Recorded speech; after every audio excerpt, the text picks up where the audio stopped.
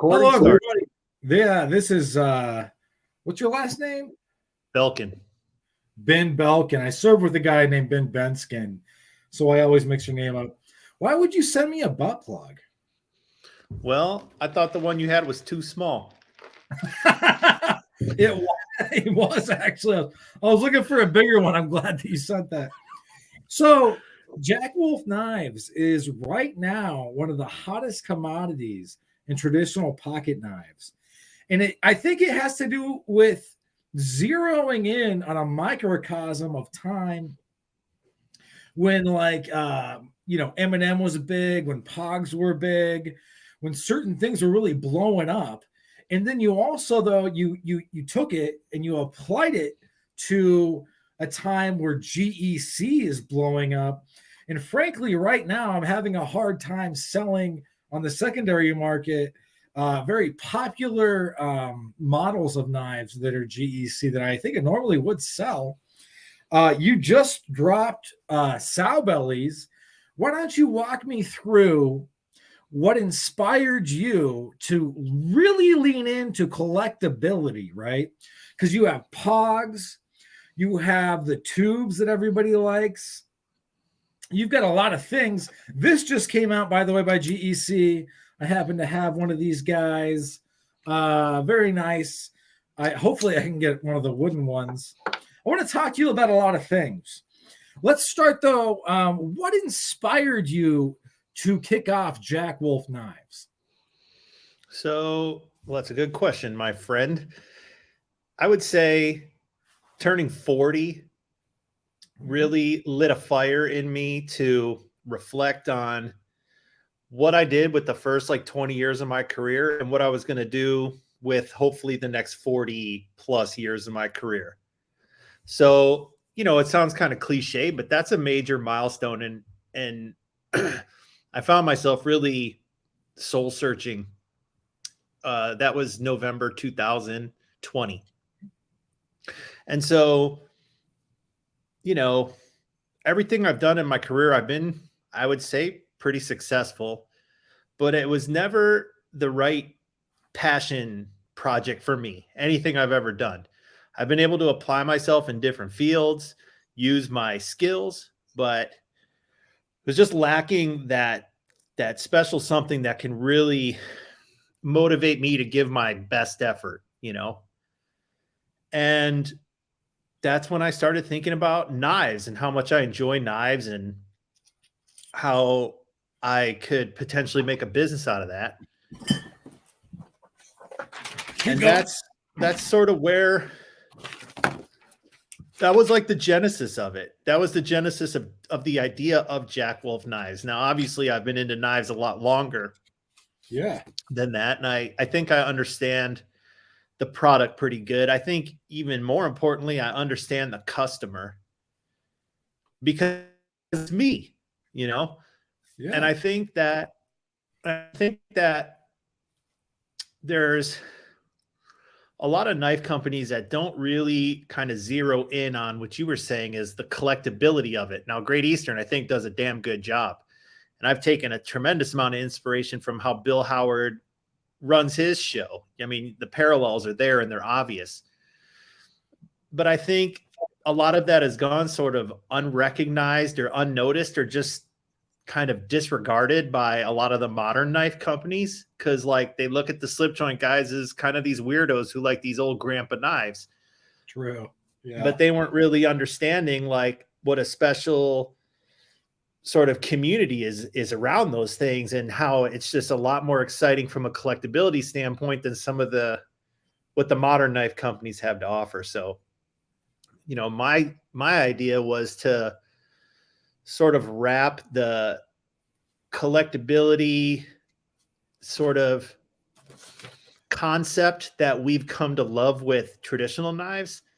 Also, the patterns that I love and have been collecting for years, but with the modern materials and then my own spin on things. But you took it a lot bigger. I mean, I don't know if I could have dreamed as big as you dreamed. For instance, the Vampire Jack, there's a lot of coffin handle knives.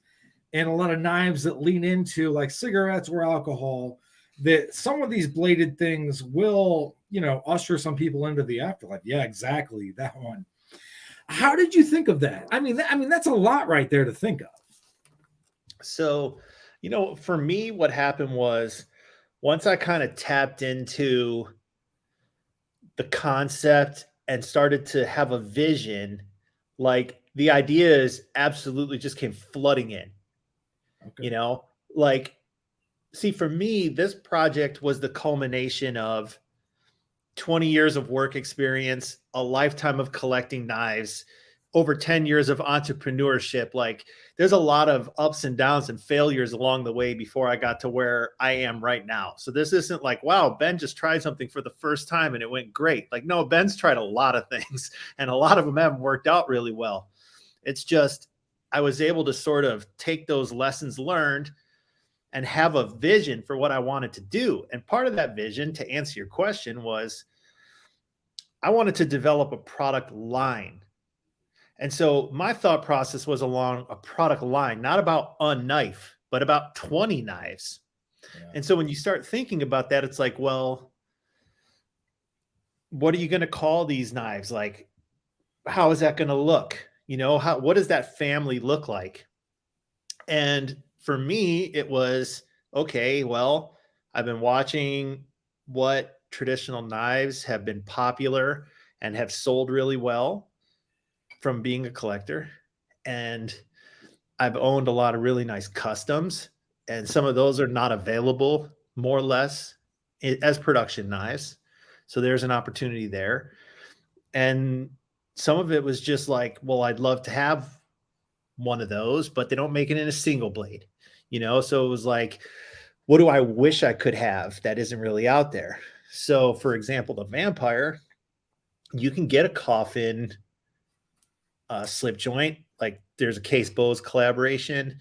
I had a custom from Ryu Kawamura, but dude, they're always 2-blade and they're like really narrow and usually a spear point, but that's not so daggery looking. They don't have that center where it flares out right there. Mm-hmm. Where yeah. That is very unique to this knife, the one you're holding right there. Yes. But it really encapsulates a lot of what a coffin is. I mean, it just amazes me that you were able to capture it so well in one thing. Yeah. Now, I have some technical drafting background. So I learned technical drafting in high school. I'm from Detroit.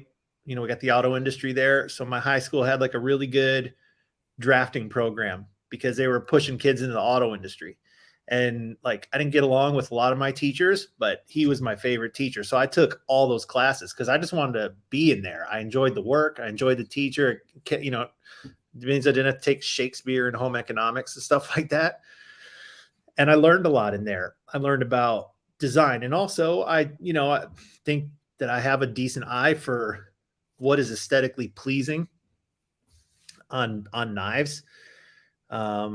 And so once I was able to like blow the dust off my CAD skills and start drawing these knives and getting them to look like what I saw in my mind, I was like, okay, like that looks good. And then, dude, I got a bunch of collector buddies, right? And I've been leaning on those guys since day one.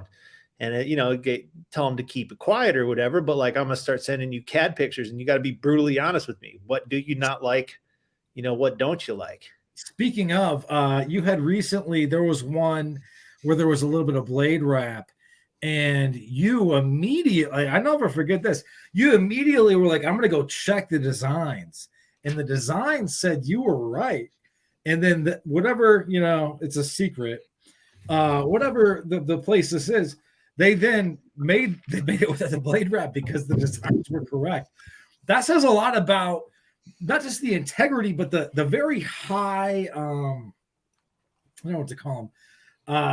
What are this called when they're like the high?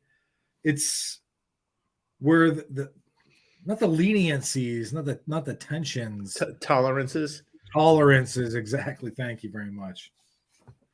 Take it from there. So how was that possible? How were you so sure of yourself and your AutoCAD designs? I mean, and how do you apply it from, designs where there might be blade wrap to, like, say, a sow belly? I mean, seriously, just start pulling up your designs and talking about them, because I want to hear all about it. Not just Sure. one, but all of them. So the cool thing about AutoCAD, so first of all, there's always a difference between design and reality. And in any kind of project, in my experience, mostly real estate development projects, like you can have engineers and architects draw shit till they're blue in the face and they think they've created the greatest thing ever. But you take those plans out in the field, and the guys who have to build that, they'll look at this and be like, this is the stupidest bastard I've ever seen. Like, we can't build this like this, you know? And so then there's like the guys who are used to putting things together, build things effectively. And I've always been kind of a little bit of a jack of all trades and a master of none with that stuff. Like, I'm always the intermediary between like the guys in the office and the guys in the field. Like, that's always where I found myself, as the problem solver. So, because you can't have one without the other. They're a team. They just are like polar ends of the mental spectrum. So when you go to make a knife, you kind of end up in a similar boat. I can draw this knife in CAD. I draw all the parts. I draw the tang, I draw the spring, I draw everything. And it's essentially a perfect drawing, but that doesn't mean you're going to get a perfect knife. And so there's a prototyping process that's super important. And when a prototype comes in, it's like, okay, well, does this feel good in the hand? It look good on paper? Does it feel good in the hand? Does it look right? How's the action? Is the spring strong? Is the spring too weak? Is it wrapping? Real quick, that speaks a lot to your participation in the hobby of collecting, which is a little weird. A.G. Russell, Mr. Knife. I know you're live streaming, but I feel like this is important. Hold on, buddy. What's up? Something full funny's going on with my foot. Well, it'll be all right. Just wait till Mom gets out of the shower. Did you scratch it or pick it? I don't know. I don't even know what it is. All right. Just wait for Mom to get out of the shower. Okie dokie. All right. Sorry, Jason. No, it's all good, man. President Lincoln always gave his son access to anything he did, no matter what it was. Could have been the Battle of Waterloo. His son was able to interrupt anything. Yeah. I forget where I was at though, but you know what? It's there's a lot going on with these knives, man, and it's a lot more than just one thing. And you hone in on a microcosm of time, because you include pogs, you include an aesthetic. You gathered these animators. You got the tubes together that are made in England. There's just so much going on. How were you able to conceive of this? I don't think I could have done this. I'm very So yes. All right. At the root of it, it was the fact that I was inspired. Okay. And there's an opportunity for me to really exercise my creativity. So I kind of opened up my mind and said, like, if I'm going to put my name on this and my grandfather's name on this, like, it has to be my best effort. I'll never call anything perfect. You'll never hear me use that word, because I don't think it's ever anything you can truly achieve, but I like excellence. So I strive for excellence too. And, I've always found that if I really give you guys my best effort, it's typically, satisfactory or exceptionally satisfactory. So I was really inspired. And so then once I get creative, man, my brain just churns. So the other thing too is, at the root of this, like, I had to have a conversation with myself about why. Like, why does a guy buy a $300 knife? Why does he have 50 of them, right? Why does a guy have anything more than one individual pocket knife? Because he wants it, right? It's not because he needs it. So if he wants it, why does he want it? What drives that desire? And I think that it's, at this root, art appreciation. It's craft art or functional art. Like as men, particularly, we really like embellished tools. So if you just wanted to buy something that cut up a cardboard box, the logical case says go to Home Depot, get something that holds disposable razor blades. You'll never have to sharpen it. Buy a box of 100 razor blades. Dude, you're good for a while. Yeah. But that's not exciting, and that doesn't get us emotionally excited. So I was asking myself, like, why? Why do I love these things so much? I'm like, because I respect, appreciate, and enjoy the art form. Now, I get the same emotional satisfaction from music. I get the same emotional satisfaction from like typically older movies. I don't particularly like looking at paintings and stuff. It's not really my thing, but guys get the feeling from that. Dudes like to read poetry. Dudes like to write poetry, right? You can understand that. So at its root, it's art appreciation. It's something very human. And so I wanted my products and engaging with my brand to give you the most satisfying emotional experience that you can get from purchasing a knife. And you really honed in.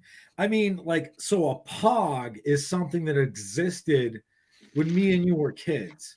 And Patty Potato Peeler is one of my favorite YouTubers, an old sailor. He doesn't know what a pog is, and he said as much, but I do know what a pog is.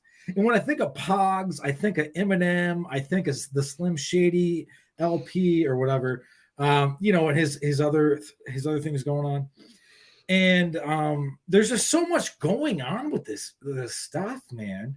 And you take these traditional designs and you take these premium steels and you combine them and you take art. Who does the art, by the way? How did you get locked on? So another thing too that I think is really important here is that there's a lot of nostalgia wrapped up in these. Absolutely. So like that was the other thing is I wanted, because the appreciation of a traditional knife is appreciation of a time in the past, which is what nostalgia is. Like I don't know how you would define it exactly, but it's when you look favorably at things that happened in the past.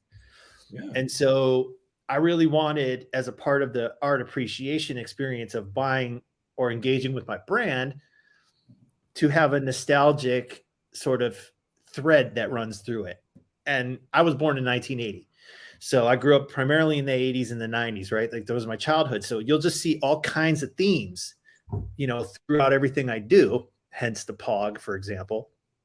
Hence the Miami Vice looking art on the low drag jack. Hence on the Javelina, we created like a pig character. He kind of looks like the dude from the Teenage Mutant Ninja Turtles, like Bebop and Rocksteady, kind of has that vibe to it. Yeah. There's like a Conan vibe to the Venom Jack artwork. So that's kind of what I was going for. Now, as far as identifying the artist, so I've for a long time wanted to incorporate artwork in something I've been doing. And it's just really been my first opportunity to do it. And I was never like a big comic book collector, but I always thought the artwork was super cool. And because the style varies so much depending on the artist or which publisher you're reading. So I took a lot of time, dude. I started trying to find those guys. And first I was looking on like Fiverr, but no one's in America. And I don't want to collaborate with an artist overseas, just too challenging with language barriers and time zone barriers. True. And so then after kind of digging around, I found this website called hireanillustrator.com. And I was like, okay, well, that's kind of pointed.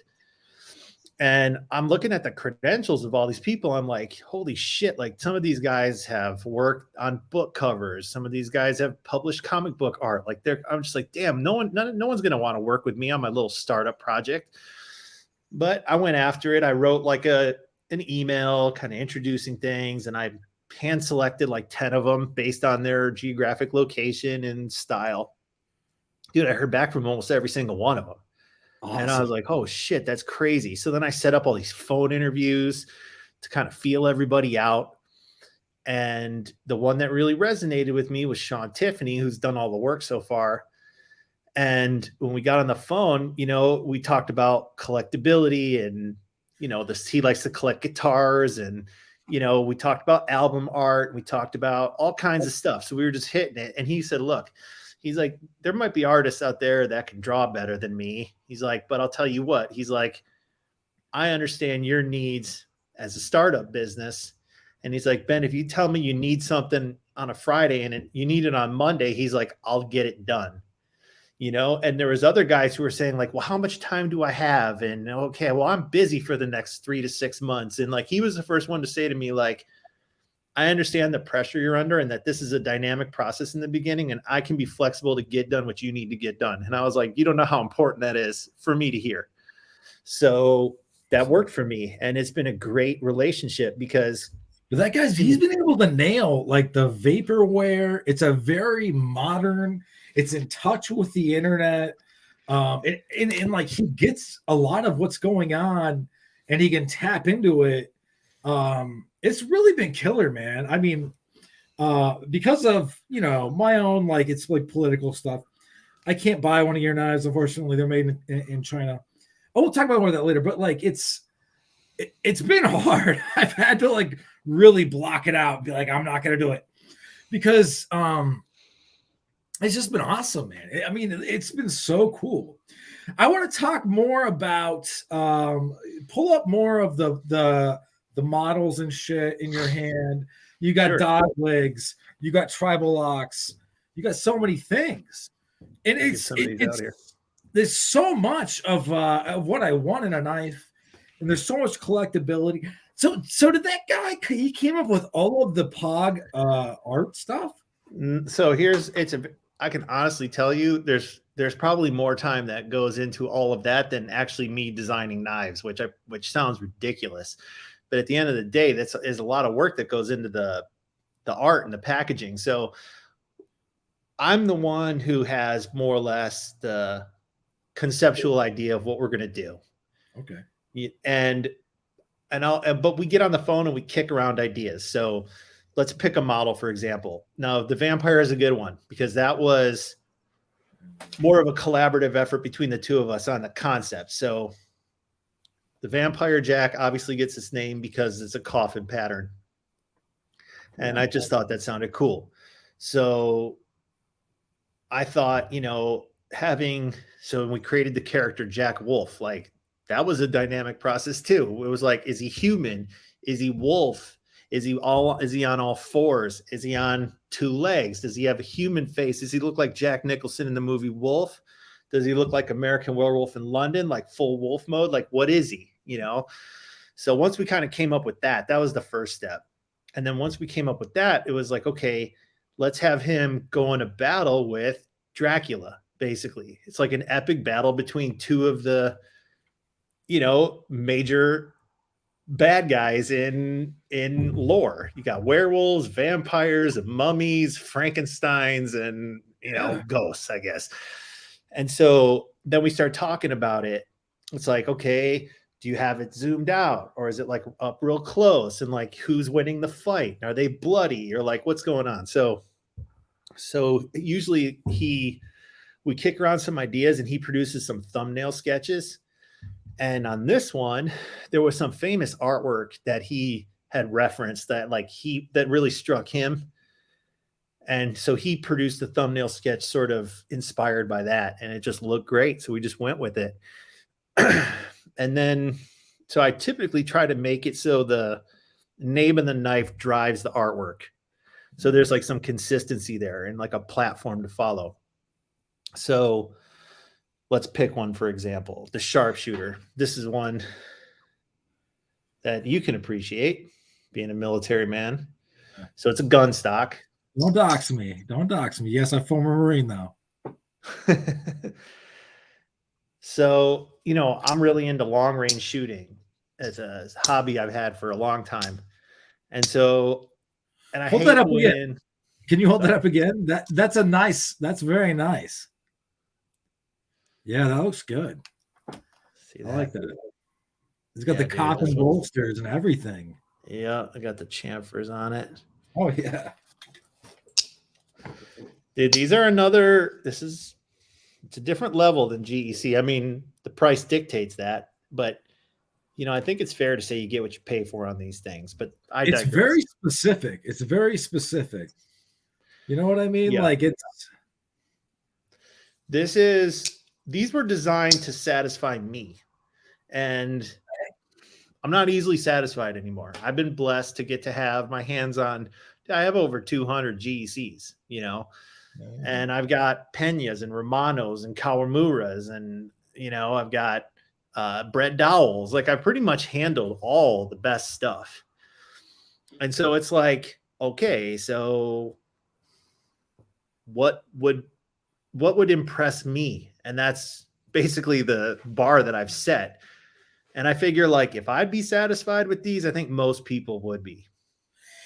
Speaking of, real quick, I like that entry a lot, by the way. I do like the sharpshooter. Can we pull up the one that came out today? Because you've been cock blocking some of my fucking secondary sales. You got a sow belly that just came out that's looking real, real good. Well, I announced it today. It's coming out February 17th. Oh, dude. Everyone knows about it already. Okay. Oh, wow. We announced it on Thursday. That's looking real good. Dude, because, all right, so GEC finally made a sow belly, and everybody went fucking bananas when it came out. Yep. And what'd they do? They made it 2-blade. Yeah, they did. I love it. And that's not, and it's not that that's a bad thing, but it's like, I think more people would have wanted a single blade. Yeah, the people are modding it and everything. They're going crazy. Yeah, because you have more. Hey, do you have more? Pull out more of those sow bellies. Do you have more of those? I just have this one. Oh, shit. Sorry about that. No, it's okay.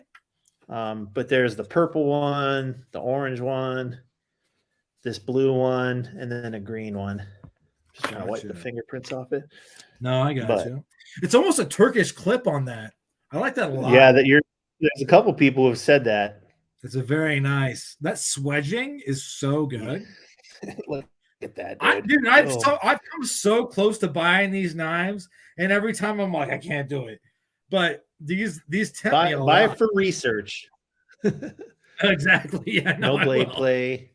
I'll have to. What is the steel on this, by the way? What is the steel on this? This one's S90V. Because what I keep hearing about the Lion steel knives, the M390, it's a little soft, is what I hear. And I tell myself as I buy these that it's so that I can more easily hone it. I don't know if that's actually true, though. Part of me wonders if that maybe is not. But that thing looks like a shark. That thing looks like it would literally eat me alive. Dude, this thing is sharp. So there's a lot of nuance here. We kind of talk about that. So look at the blade stock. Okay. That's 3 millimeters, 120 thousandths of an inch. That's thicker than any primary blade on any GEC, thicker than any line steel. True. It gives you a consequently, there's also a thick spring. And so you get but I have really thin carbon fiber, and the titanium's integral. So it's hand fitting. It's basically perfect. And although you have this thick 3 millimeter stock, you have this ridiculous hollow grind. You do. The hollow grind. It's almost like a double hollow grind. I mean, these things are crazy. I've never had one in the hand, but I can see. Honestly, I don't want to toot my horn, but I obsess about knives. These things are I feel like I could shave with them. Have you shaved with one? Oh, you can definitely pop hair off your arms all day with these things. I don't shave my face. Obviously, I don't shave my face. Yeah. They're plenty sharp, dude. And so that was having had a lot of nice knives, one thing I noticed is okay, you buy a GC, you're getting a flat grind, you're getting thin stock. Cuts great. True. You buy a custom, they put thicker stock on it, but they put these crazy hollow grinds on there, and you get that really nice cutting performance with long sharpening life, but then you get a thicker spine, a thicker joint, a thicker handle. And I was like, ooh, that's one of those premium things you don't get when you buy any production knife. And I was like, that's a way I can differentiate myself between a GEC, or even probably more appropriate comparison is the lion steels and the Italian knives.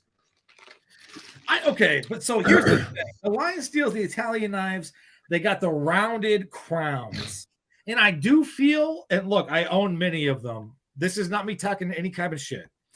But I feel like some of those knives, they have that crown, top, so that they're kind of masking maybe there might be some gappage, in the spine between, the frame and shit. I don't ever hear that that's going on with your stuff. I don't listen. Anyone listening? I don't own any of these knives. I have no reason. I've made spoof videos about these knives. I've talked a bunch of shit. I have no reason to say anything nice. Go ahead. Yeah, well, we're just talking about facts. We're not even talking about opinions. So the fact is, the Italian knives, they're excellent knives. They're at a price point. The price point is reflective of the work that goes in to make them. So those knives are, from what I can tell, I don't say this in a derogatory way, but they're parts bins knives. So they're making blades, they're making springs, they're making scales and liners. From what I understand, I'm sorry to interrupt you, but so like the parts, like all of them are numbered in a knife, right, for your stuff. So all of them go through the process, and they're. Am I correct in thinking that they never get away from each other? Right. That's kind of where I was going with that. Because on those Italian knives, I believe they're parts bins knives, which just means they make a lot of parts. Parts come out of bins to be assembled as units. There's no hand finishing. But on these knives, like, these are best described as mid-techs, because what they're doing is, when they're making these, they're oversizing the scales, the titanium, and then to get the flat and flush spring in all three positions, they're hand grinding the spines, including with the blade. So like the only way it gets this way is if someone's like on a grinder, but the minute you do that, this knife now has mated parts. Yeah. Because you ground this one way, then you grab the next one and you put a little more pressure on the next one, and you leaned into it a little bit more this way than this way. Like a GEC is made that way. They're assembled and then ground. So that's what they call hafting. Do you guys have a distill taper? Do you know for sure? You know better than me. I don't know about this. Where is that now? A distill taper. Like, say, like the knife goes, the blade, it goes in shorter, and it comes in and like a distill taper, like it distills. The spring? No. I'm not sure. You know what I'm talking about. I'm just not saying it right. Well, all I know is that these knives combine CNC and wire EDM techniques to make parts. They combine handcrafted processes like grinding blades by hand and grinding assembled handles to deliver this product. This product is unique from the Italian product. It's unique from Great Eastern Cutlery's product. It's really in a class of its own. It's in a price point of its own. I was trying to offer something that was missing in the market. Speaking of that, though, I mean, as far as prices, you're a little bit more expensive than some of the higher end GECs, MSRPs, but as far as secondaries, you are not. So and I feel like it leaves the consumer, and I feel like that's why you're cock blocking me in some of my secondary knife sales, in a weird spot where it's like, okay, I could go look for this or that, but we got these Jack Wolf knives dropping this, whenever. And maybe I could go get one of them. They got the super hollow grinds. They got the premier steels. They have the patterns that I want. They are extremely collectible. They touch back on my youth a little bit. They come with pogs. They come with like fucking other shit, like basically the only thing they don't come with is something like this, like a Tony Bowes signature. Honestly, right. The people that watch my channel are going to be so mad I cut this out of a fucking thing. But this is really it. But the thing is that you still have this, is that you have it inside of the pattern, right? The tribal lock. I mean, it's just crazy. That is the beauty to me of traditional knives, is it's the history and the progress is a continuum. It never stops, it never pauses. And so there's no way that, you're out of the loop, you're out of you're pushing it forward. And I want to say to my audience, I know I have talked a lot of shit, and I will continue to talk a lot of shit. But I got to give credit where it's due, because this is something I think very highly of myself and my own abilities, at least as a writer. But I don't think I could have done anything like this, man. And I give you props for that, because it's a lot. Do you have the other patterns around you? If we haven't talked about a pattern, I want you to pull it up. Dude, I got them all here. So, it's just, I don't even know where to begin, because, there's already, I don't even know how many of these things, like more than a dozen. And to me, like, I'd like to have twice as many, So, and I'd like to do 2 blades, and I'd like to get different materials. And like, one thing about me is I'm just really never satisfied. You know what I'm saying? And I don't mean that as to say I'm ungrateful or anything like that. It's just, I want to keep doing better, and I'm having fun, and I want to continue to produce stuff that's awesome. So I don't like to sit here and think how great I am, because it's not like the way I think about things. But I can also recognize, like, this was just an absolutely insane undertaking that took, frankly, I put all my chips into this, man. I leveraged myself to the gills. I just annihilated all my savings. Like, I went all in, because I was like, this is the best idea I've ever had. And I really believe in what I'm doing. And the only way I can make this work without bringing on partners, which is something I did not want to do, because I've had partners in all my other ventures, is I had to pull my balls out and do it, Yeah. And so no doubt, man. It shows. I mean, like, you really are. There's a lot that goes into it.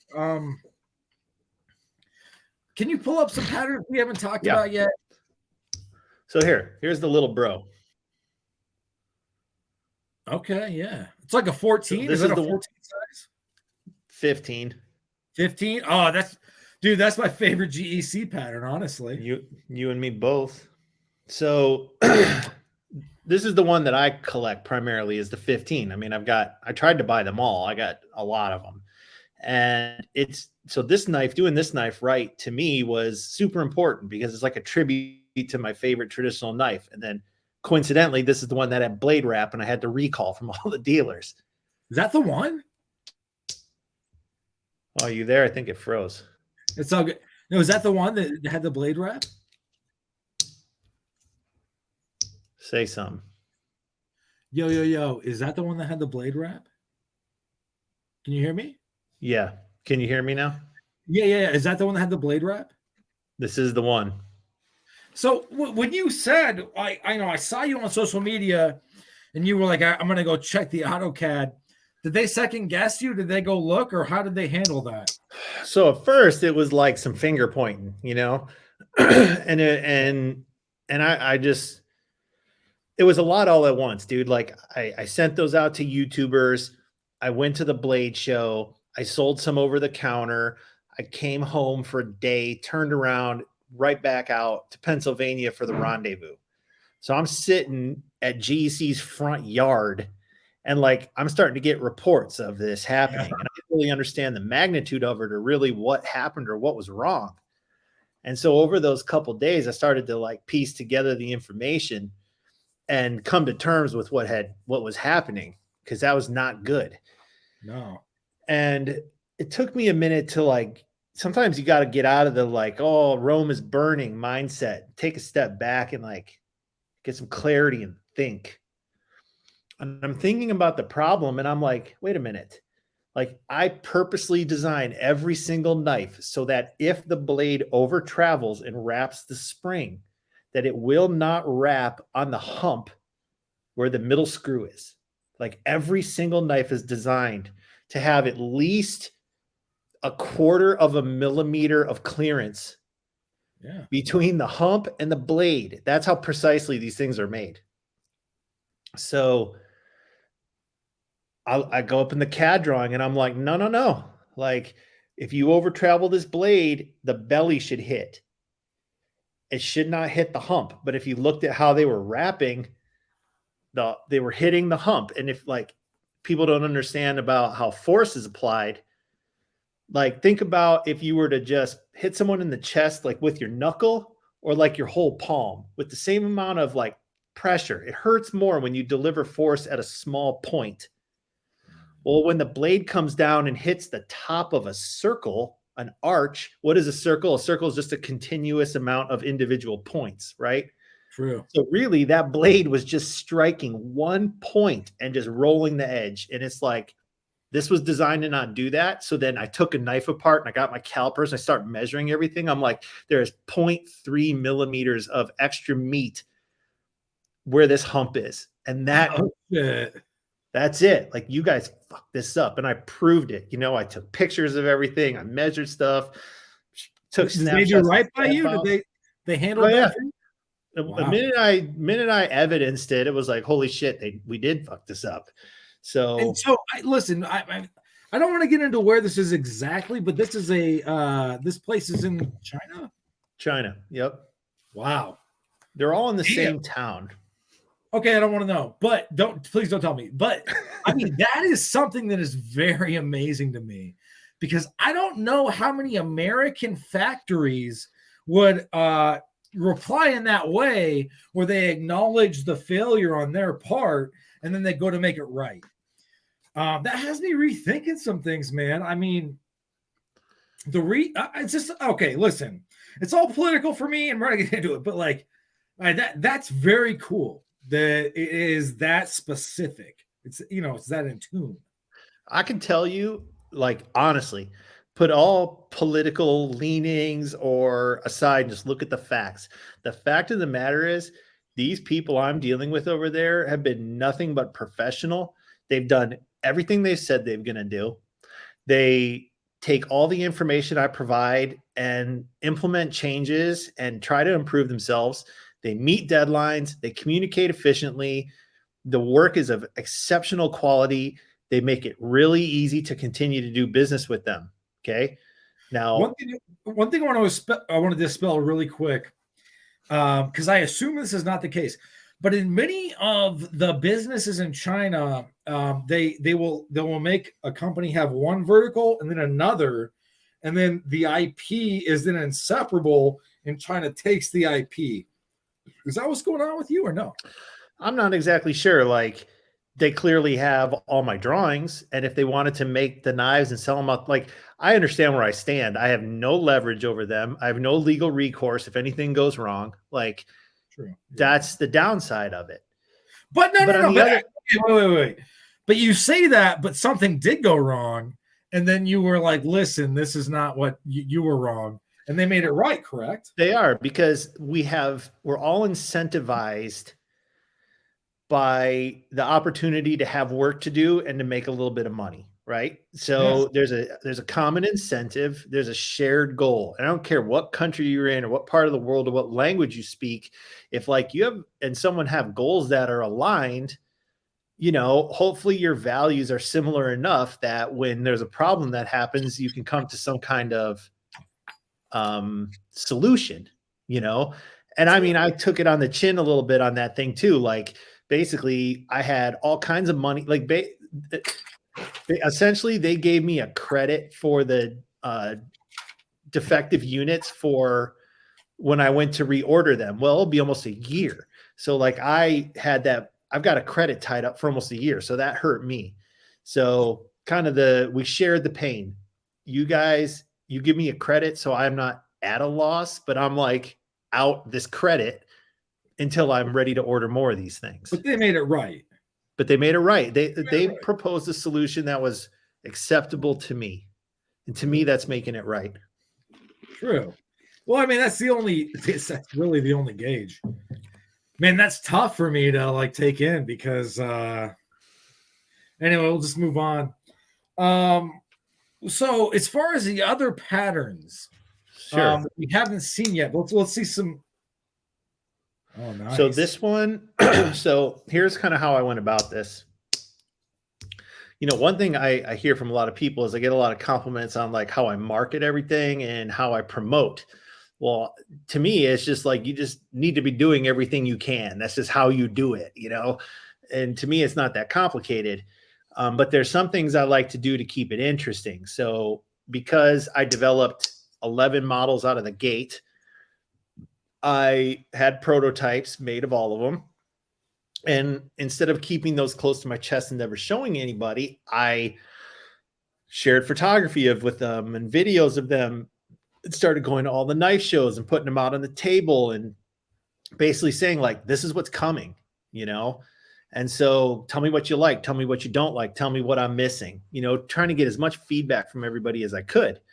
But there were certain models I was designing in secret that I didn't want anybody to see because yes, I showed you my cards, but like, I got to have an ace up the sleeve, you know? Yeah. So like this was one of them. And I had no idea if people were going to like such a basic sort of angular design, but dude, if there's one knife I get requests for more than anything, it's this one. It's so sexy though. It's got the fucking coffin bolsters. It's got the is it the 93, right? Sort of like yes, it's kind of got the ram's foot blade. But yours is pointy. The points are important. They help. And it's got the high hollow grind that like it's almost like the double hollow grind. It might be not the whole, you know, but it's good though. It's hollow ground. Literally the arc of the hollow grind goes from the spine all the way to the cutting edge. Like it is a continuous arc. These things are so thin, bro. You really do got to try one, even if you just borrow one. So you know, you don't buy it, but no, holy cow. And I can tell you that from what I have learned. Look, you want to send me a Jack Wolf patch or what? Keep going though. I was going to say, like laying out lines so that they're aesthetically pleasing is a game of millimeters. You know, it's a game of millimeters. You can move a line like this downward angle of this blade. If I bring this 1 degree down, and so it's more straight than downward angle, all of a sudden I'm like, doesn't look right. I hate it. You know, if like the angle that these lines widen out from the bolster, if they're too fat or too skinny, I hate it. If the distance from this point to this point is wrong, I hate it, you know? And so I'm just like moving lines around 1 millimeter at a time until I'm just like, fuck, it looks perfect. That's a good one. Pull up another one. So as far as the carbon fiber scales, will we ever see natural scales? I would love some wood. If you get some wood on one, I would think about. Ooh, what is that? This is the Venom Jack. Yeah. So for this one, I wanted a trapper style, but a lot of times they're two-bladed, clip point and spay, or clip point and Warncliffe, with the Warncliffe being the secondary. But I was like, why doesn't anyone make a trapper with a Warncliffe primary? And I wanted a Warncliffe, like unlike my swayback, which is this one, very traditional looking Warncliffe blade. That is kind of, I like that. It's sexy. And I put a real gentle sway in the back. I didn't do the big. Oh, you're a gentleman. I'm a gentleman. Yeah. So you can see these are very different in their profile. Yeah. Like this one borderlines on, you know, a sheep's foot, but it's definitely not. Dude. These things come to the craziest tips. Oh my God. Yeah, this is great. I love this. So yeah, so Warncliffe blade. A lot of my knives have this like downward rake. And when you cut with them, like they just drive the material straight, you know, right into the edge, and they cut so good. And I just like the way it looks. To me, it's mean looking, you know, like coming in at an angle. It looks like a jet fighter, honestly. Yep. Something like that. So I called this one the Venom. To me, like it looked like a fang. It just made me think of like a fang.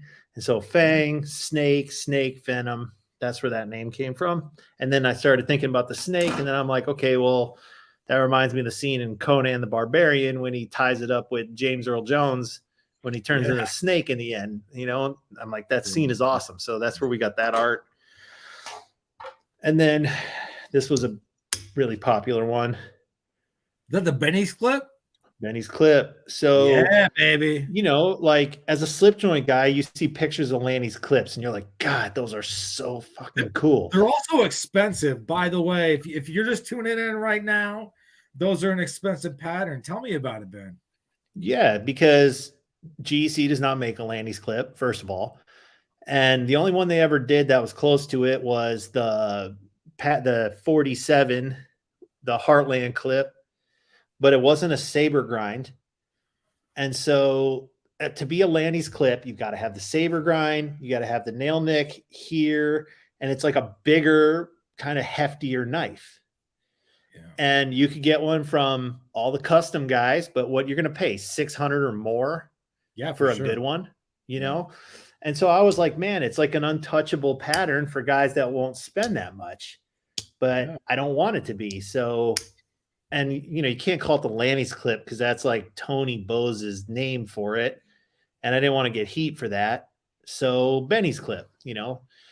And boy, do guys really like this one, man. Hey, can you hold it to the point to the camera so we can see the hollow grind?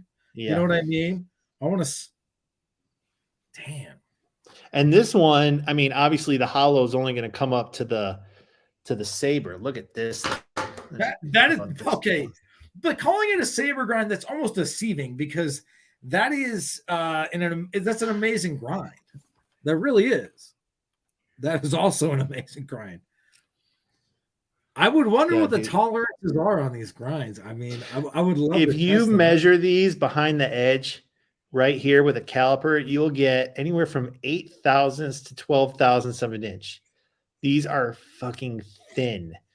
You know, thin enough that if you got them in some material and twist them, like you can bend them or jack them up. They're not meant to be used that way, you know? Yeah. But if you're going to slice, dude, guys who carry these chunky tactical modern knives around and then they get my stuff and they cut with them, they're like, holy shit, I get it now. It's like, yeah, because you're carrying around a knife that can double as a pry bar. You can't do that. So you're telling me that the Medford and Jack Wolf cutlery knife collab, that's in the distant future. Maybe not right now, but you and Medford will collab at some point is what you're telling me. I know him, and I did talk to him about making an American-made slip joint for me, but he has really high minimum order quantities, and he is pricey. Now, I'm not complaining about the price, but just how many of them I would have had to make was going to be prohibitive for me. I'm actually not aware. What was his MOS in the Marine Corps? Oh, I have no idea. Oh, I don't know him that well. I was trying to talk some shit, but I guess they're going to cock block me. We got anything else that you want to pull up? So I did this one recently, the low drag jack. Oh, this is one of my favorite patterns, dude. This is one of my favorite patterns. Like your 85. Yeah, so I've heard that some of the spear points on these type of things are fatter than the others. Is that true, or what's going on with this? So it's just an aesthetic thing, and some of it is like handle shape derived. So my goal is always to try to put as fat a spear inside the handle as I can. Yeah. And of course, like, dude, guys that love 85s, like they love a fat spear, you know? Yeah. No, for sure. So this knife was hard to design and get right. I could have been incorrect there. Is there a thinner spear, or is there? So I would say the Vampire is going to be the narrow spear point in the collection. It's like a drop point. Well, I don't know if no, that's wrong. That's wrong. It's a spear point. Yeah, it's a spear, but like it's like this. So I've got 3 spears. I've got the Vampire, and then I got the dog leg, which I haven't pulled up yet, the Canine Jack. Yeah, pull that up. It's kind of it's pretty fat here. It comes to a more blunt, not blunt tip, but obtuse, I guess. Yeah, it's more obtuse than and then you've got this one. I'll put them side by side. Very nice. Now this one obviously tapers in. It has like a really skinny waist. And like, one of the tricks of looking like you're a big dude is if you have a narrow waist and big shoulders, you look like a giant, but it's just sometimes an optical illusion because of a really skinny waist. It's like, you know who Arnold Schwarzenegger is. Yeah. Back in his prime, that was his thing. Dude, I tell you what, I mean, guys that look huge, a lot of times it's just because their waist is small, it makes them look big. So it's the same aesthetic. What's in the future for Jack Wolf Knives? What's going on, let's say 3 years from now? That's a great question, man. I think a lot about that.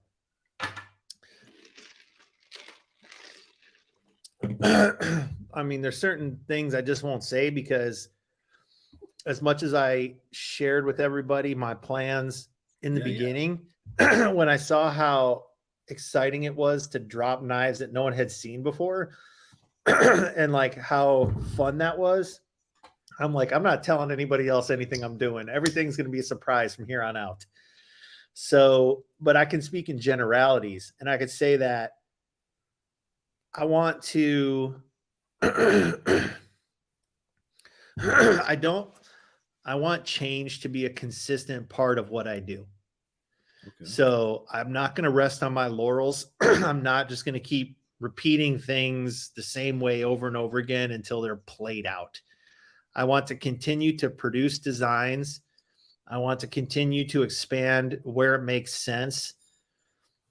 I don't exactly know what that looks like yet, and I'm just not going to tell you all of the plans because you'll see. Yeah. But I will say that I'm still as motivated as I was when I started. So I'm going to keep pushing. Well, I look forward to more pogs, more custom art, more tubes, more hollow grinds. Is there anything you could tell me? I mean, anything at all? I own none of your knives, and I'm this interested. What about the rabid fan? What could you tell the rabid fan? The rabid fan. I would just say, first of all, if there's stuff you guys want to see, I'm always got my ears open.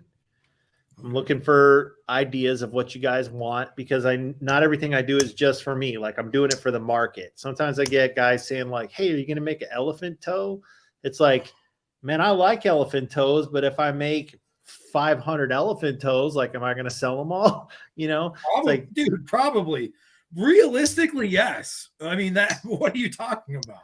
Well, I don't, and here's what I find very interesting. I think a lot of my buyers are modern knife guys, more so than slip joint guys, because slip joint guys really like the traditional aesthetic. They like American made. A lot of them get hung up on that, and I get it. I'm sorry. Yeah. No, it's listen, I don't get offended. You made it harder. You made it much harder the way that you talked about how they respond. I mean, that to me is a lot. And it's tough because I see no difference between people. I just really care about my own people. And but I really do care about my brethren overseas. I care a lot. Yeah, and I think, it's a nation of a lot of people, and I think if you just got to sit down at their family dinner table, I'm sure they'd want to feed you and learn about your family, and I'm sure. Just probably want the same thing for their kids as you'd want for your kids. And so it's like, it's hard to make these things such a black and white issue when it's anything but, truthfully. But I understand people have principles, and I don't begrudge anybody for that, and I never will. The truth be told is I've been trying to get a knife made in America since I started the project, and the options are simply not there. Certainly not the same as they are for overseas manufacturing. One thing you asked, where would I like to be in a few years? Well, I would love to invest in my own small manufacturing facility and start making knives here. Damn. But that, dude, is going to take probably $1 to $2 million in investment. It's going to take having machinists and local staff, and like that's a whole nother. Yeah, but you don't think the GEC would work with you? You're hot shit, man. Dude, I mean, I've been there twice now. Have you been there yet? You can't be that far away. No, I don't live that far away, but listen, I'm not you. You're not me. And money talks and bullshit walks, man. You're No, hot I know, shit. but first of all, you got to meet Bill Howard to understand that he has his hands completely full in that place. First of all, second of all, money is not his primary motivator. It certainly isn't. Money is not my primary motive. I understand that. Yeah. And so, and for me, I don't want necessarily, I mean, I can tell you right now, I don't sit around thinking about making an old fashioned knife. I want to do titanium. I want to do anodizing. I want to do carbon fiber. And so like, that's not Bill's. You're a competitor. Yeah. You know, I talked. That guy was making, the autos for Schrade or whoever the fuck. Yeah. I mean, he's been a competitor since day one, man. I don't see this as a thing that's out of your reach. I see it as a thing that's very much in your reach. But I could be wrong. No, it is. Where I got to be careful is like how thin I spread myself too, because I'm doing like, this is a 6 or 7 day a week, all day and most of the night proposition. Like, I don't think not everybody who knows how much hours have gone into this thing. Well, let us know. Okay, so before I even sold a knife, I probably had 4,000 or 5,000 hours into the project and well into 6 figures in money. So it's like you're writing a book almost, or you're building a building in construction. Yeah, or dude, this is some dogs or some horses. Correct. Oh. This was not an overnight thing. This was thousands of hours, no money coming in, all money going out. I just for the first time this month put myself on a modest payroll, because I was like, there's actually money in the bank account. I could take a little bit out of this thing. That's a nice feeling, isn't it? It was. It really was. I mean, I got a lot of paying myself back to do for all the upfront investment, but like to me, that was a really big deal. And I was blessed to do that, to watch it not just fail and die and be 6 figures in the trash, like that was kind of cool. Not just the feeling. Are you kidding me? You have like carved your name into something, man. This is truly special. I can't say that enough. I don't own any of your knives, and I've been watching so closely, and until they're made here or maybe close by. But the bottom line is the inspiration, right? I'm so interested in that I can't get away from it. You know what I mean? Like it's like a flash. The inspiration is to finally be doing what it feels like I'm supposed to be doing. Like, okay, I'll use an analogy. You go out in the water, you're trying to surf, and like it's not the right wave, but you got to try, so you get up and you just get fucking annihilated and it hurts, but you get up because like, I'm never going to know what it's like unless I try again. And it takes balls to try again, dude, because it fucking hurts when you go down. And after multiple waves or whatever, like when I saw this one coming and I was like, I'm going to do this. And I saw how to get on. Like I saw the path and I was like, oh my God, I know exactly what I have to do. I just have to do this. It's like 800 things, but I've got to do them all. And I've got to do them all really well. And once I started doing that, it was like, I was up on the surfboard and it's like, okay, like I'm on the wave and it feels right. And I'm going to do whatever I can to not fall off. What you're telling me is that AutoCAD in Detroit to make cars made this possible. Is that what you're telling me right now? That was one component of it, dude. It was like, okay, I like analogies. Like throughout my life, starting when I was a small child, getting my first Swiss Army knife, there's a lot of things that have happened to me or I've participated in and learned about and had experiences with that gave me an opportunity to see how this can work. And only I could see that. True. Because it took all these things that have happened over a 40-year period to essentially. It's called serendipity, by the way, but yes. Oh, yeah. Okay. So that. And so I think when that happens, that's an idea, but you have to act on an idea. Ideas are free and they're cheap. Guys have them all the time, but you have to be willing to act on them and see them through. And I had the confidence to do that. And as the things I envisioned and my actions started to result in what I was hoping they would result in, then you realize like I'm living in reality. Like I'm not living in a dream world. Like these things are feasible and achievable. And so that is very intoxicating. And that's like what entrepreneurship is. But there's a lot of headwind and problem solving. And like, you pretty much feel good about 1/3 of the time, like I saw this on, I don't know, Facebook or something, but they were like, it's like an Olympic coach. And it was like, you feel good 1/3 of the time. You kind of question yourself 1/3 of the time. And 1/3 of the time, you feel like absolute dog shit because of like everything going wrong, And then the other third of the time, somebody's sending you a butt plug in the mail. I'm just kidding. Yeah. Or you just like get a few of those and send them home. Hey, brother, I appreciate you coming on my channel. I also appreciate you operating this system that is recording us right now. I'll be open about that because you got it. But hey, man, honestly, don't stop. I mean, this is a good thing. Just because I don't have one doesn't mean I don't want one. I do want one. But I mean, right now I can't accept one. And that's really, for me, troubling. Because I want American-made stuff to always be the best, It's always got to be. But it's not. Right now, it's not. And the best shit right now, I mean, honestly, if I were going to pick something out of a bin of the taboo, like you can't have this, it would be a Jack Wolf knife, man. And that blows my mind. For the guy who likes a traditional knife, but also likes a modern knife and doesn't want to spend $1,000 on a knife, I think this is the ticket. You're getting, if this knife was made in the USA at this level of quality, $450 plus, easy.